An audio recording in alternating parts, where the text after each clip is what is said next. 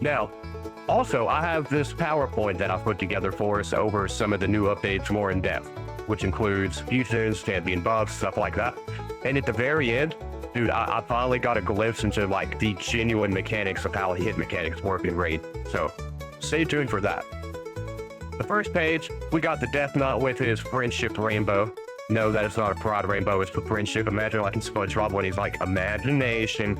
Well, we got imagination friendship. Death Knight. Even there, he says that's the true power of friendship, folks. All right. This is going to be the new fusion. So, that one champion, it was the fusion. Okay. Can't believe I put this PowerPoint together. I didn't even realize that. I thought that was all gold. I didn't even notice. That's cool, man. It's like part of him is corrupted and part of him's pure. So, is he like a chaotic neutral champion?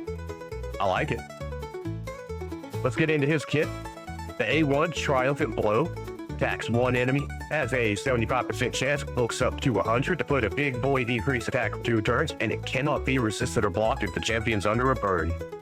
So he's probably going to bring a burn somewhere in his kit.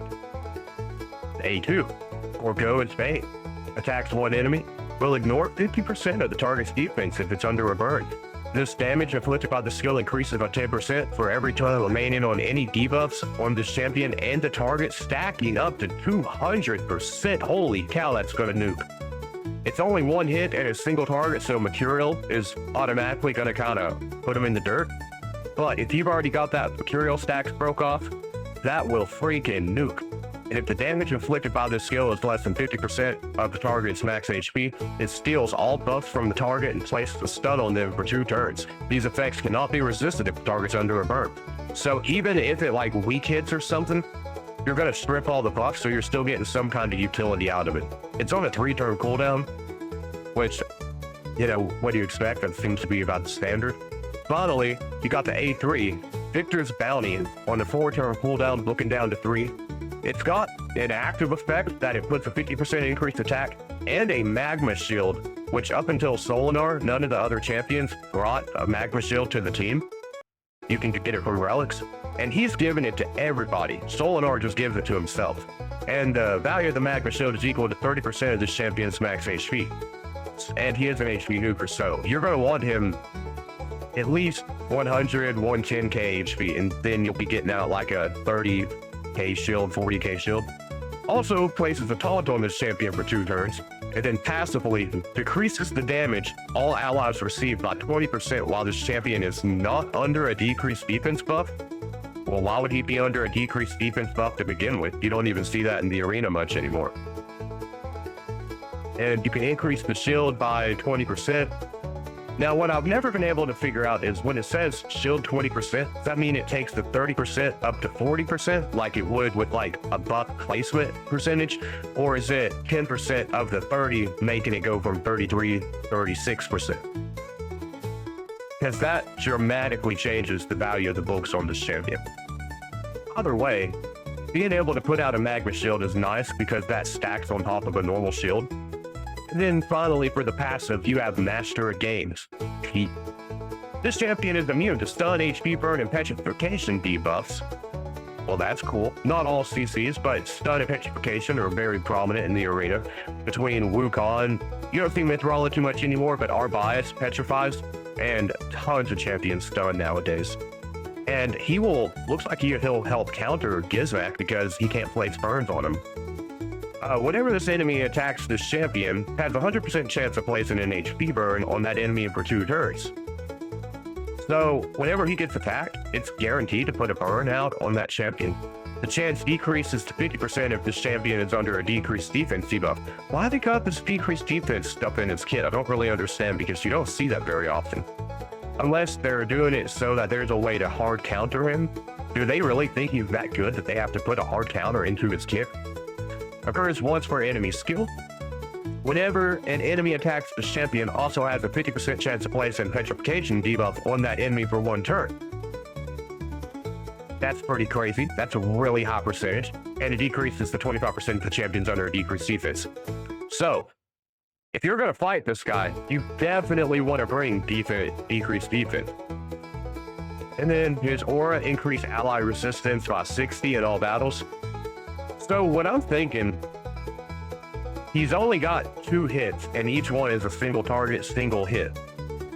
But Mercurial is going to hard counter him. Stone Skin, maybe, maybe not, because he's putting out burns, and the burns can burn off the Stone Skin. And if he doesn't hit more than half of their health, which he won't through Stone Skin, he has a chance to steal the Stone Skin on that 50-50 passive in the on the Stone Skin like artifact set.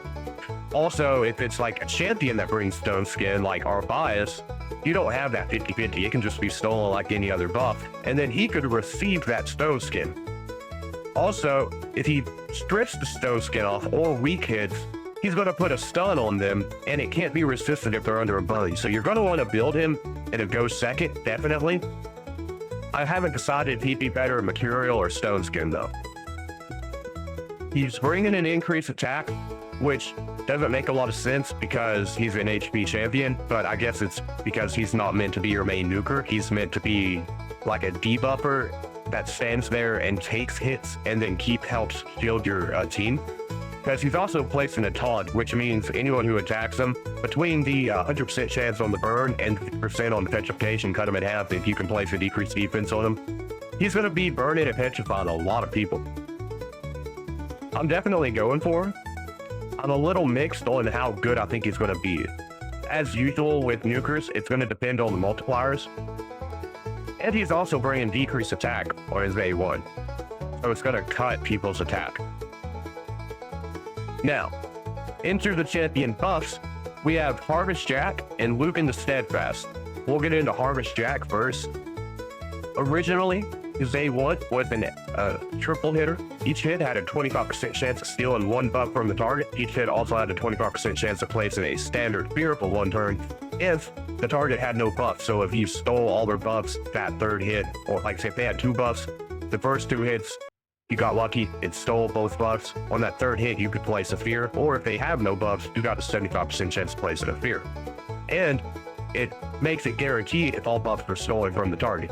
So if they only had 1 buff, or 2 buffs, I guess, and you happen to steal them, it guarantees the fear. Now, it's a triple hitter. Each hit has a 50% chance of stealing a random buff from the target. Each hit also has a 50% chance of placing a fear. And if the target has no active buffs, so even if you don't steal them, if, like, say, if they don't have any buffs to be stolen, you're guaranteed to put a fear on them. And where it's a triple hitter, you could use that to counter Mercurial pretty easily. His A2 was attack all enemy, block buff for 2 turns on targets under fear.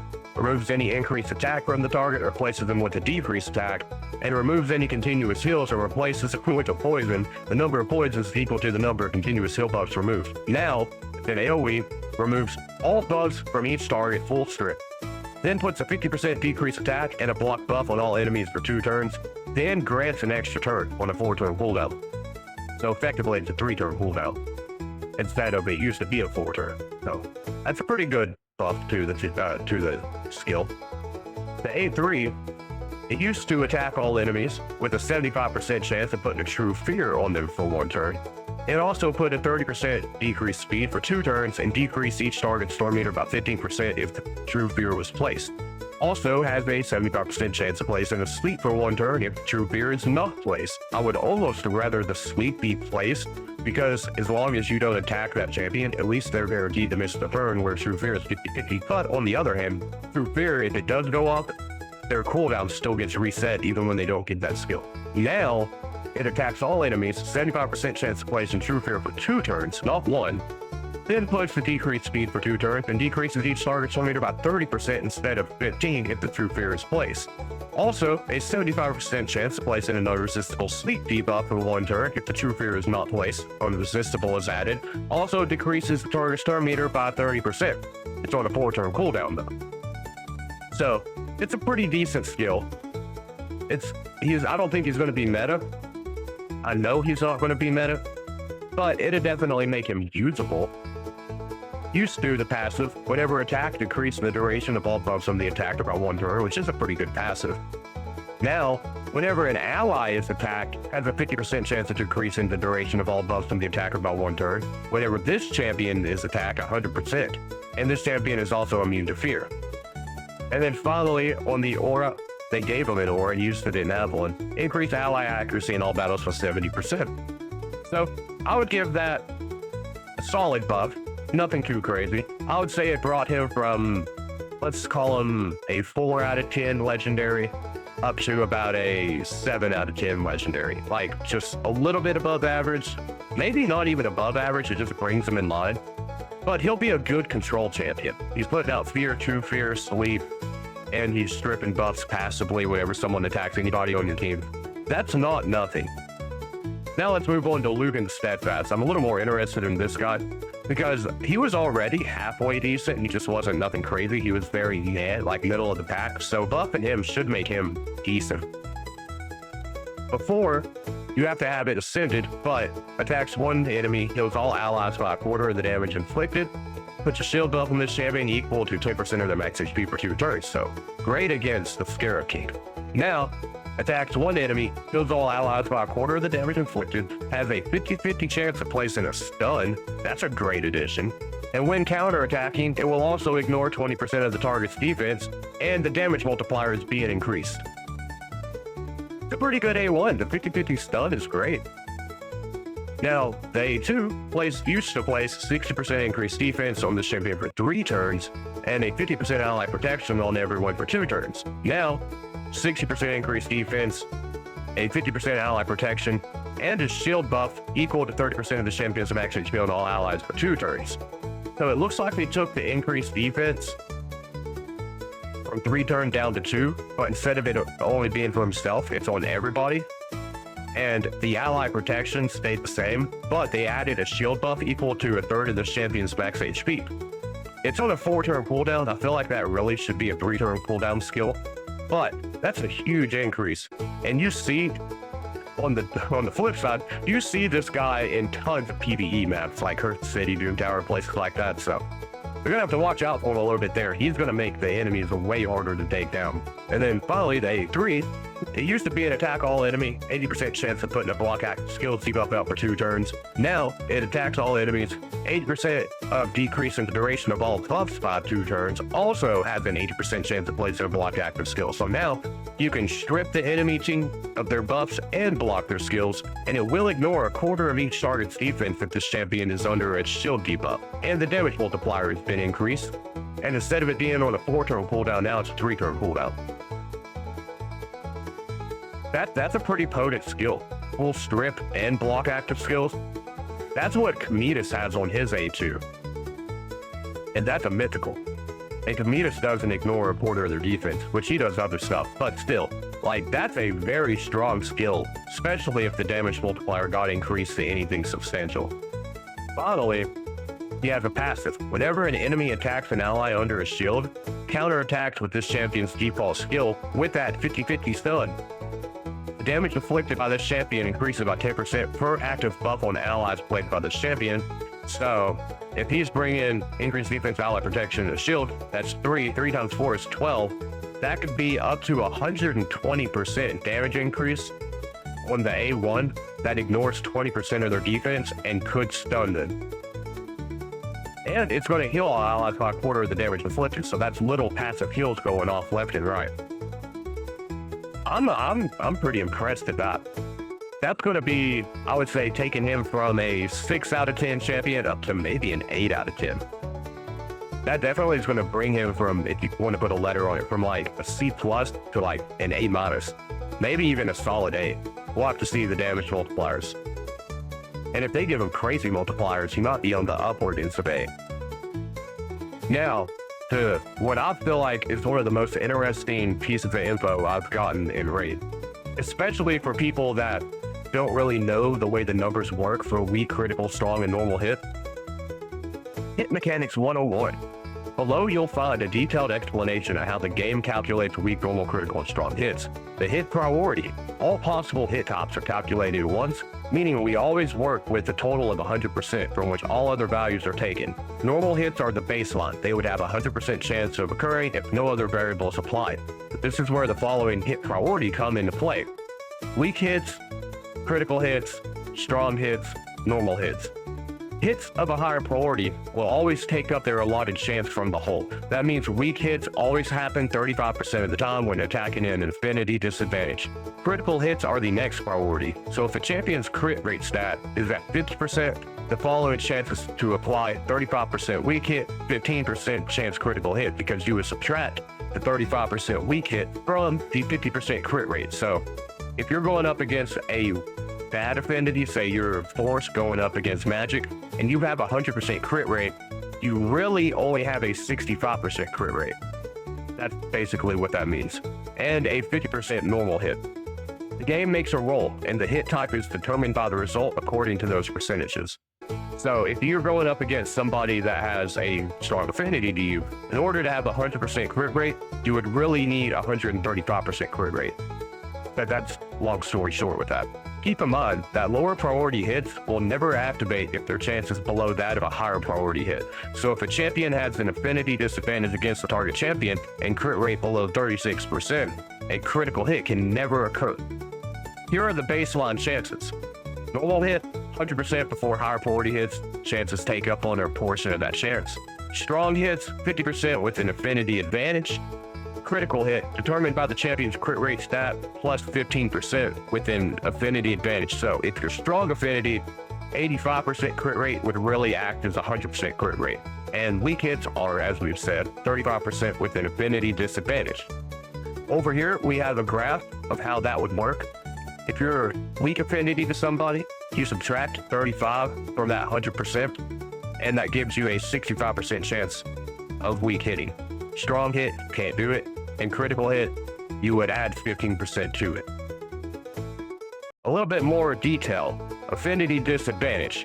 Hit damage is reduced by 20%, a 35% chance of getting a weak hit, which is minus 30% damage. So weak hits, you lose 30% of the damage you would hit on a normal hit. Normal affinity, like if you're spirit against spirit, you have no penalties or advantages, 0% strong hit chance, 0% weak hit chance, so you're just going to do normal damage. And your crit rate would stack on top of that. So if you're neutral and you have a 100% crit rate, you're going to crit 100% of the time, and you would get that excess damage of whatever your crit damage multiplier would add up to. Now, if you're an affinity advantage, you have an extra 15% chance of a skill landing as a critical hit, like we'd spoken. 85, if you're at an advantage, would really be 100. And a 50% chance of a skill landing as a strong hit, dealing 30% more damage. And that multiplier goes in with the crit damage. So it would be whatever the crit damage would make your hit, plus 30% of that is how a strong hit would work.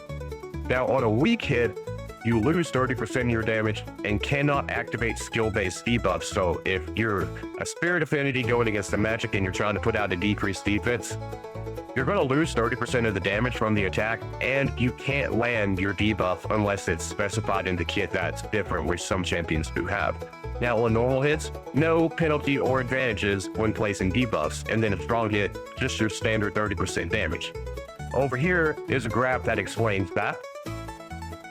You can see 100% hits, you get 100% of normal damage, then 50% of that from it being strong if you get a strong hit, which you have a 50% chance of doing. So that would be 130% damage. And then if you land the critical hit, you're going to add that critical damage. So if you got 300 crit damage, you would really be dealing 300 plus 130. So you would really be doing 430% of what you would do on a normal hit. But that's how the math would work out on that. And on a weak hit, you would be subtracting 35%. So you would only, 30%. So you would standard only be doing 70% of the damage that you would on a normal hit. And you can't place the debuffs. That's pretty much the end of my PowerPoint and my weekly raid recap of the first week of March. We have a lot coming into the game in the near future, I would assume in the next 2 months. That new clan boss coalition I am super excited about. It'll be probably 4 or 5 months before we actually get to make use of the fusion recaps, because you're gonna have to do a few fusions to get the tokens, but I think that is an amazing addition. The Apartments Jack buff, I think is okay. Gonna make him a pretty decent champion, but nothing you're gonna see in the arena. You'll use him in like Boom Tower, Cursed City, places that you can only use specific champions. Now, Lugan Steadfast, I feel like you may see him in the arena some, not like in the meta in-game arena, but probably in the early and late mid-game arena, you could probably get away with it. And I feel like he's going to be great for team survivability and getting through wave content. So they made him go from being like I said, like a 5 or a 6 out of 10 to like probably an 8 out of 10 champion. Harvest Jack, I'm still sticking with like 6.57 out of 10 champion. And the Minotaur update, that's cool, but take it or leave it because it's only going to save you like one run out of a whole like 1,000 energy to get a full master champion out. That's about it. Y'all have a great day, and I will see you in the next video.